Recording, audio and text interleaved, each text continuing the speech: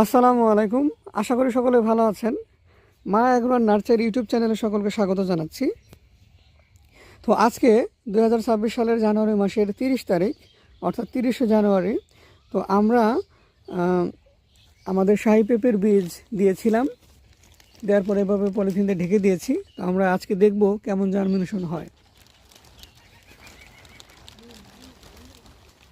তো দেখতে পাচ্ছেন মাশাআল্লাহ আলহামদুলিল্লাহ খুব দারুণ জার্মিনেশন হয়েছে এই শীতের মধ্যেও। যে দেখতে পাচ্ছেন ওইদিকে অসাধারণ অসাধারণ, দেখেন কেমন জার্মিনেশন হয়েছে, অসাধারণ আলহামদুলিল্লাহ।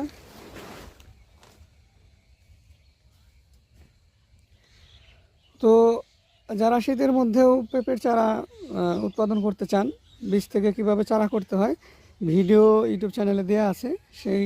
সেইভাবে যদি করেন তাহলে এইভাবে জার্মিনেশন হবে, এরকম জার্মিনেশন হবে ইনশাল্লাহ।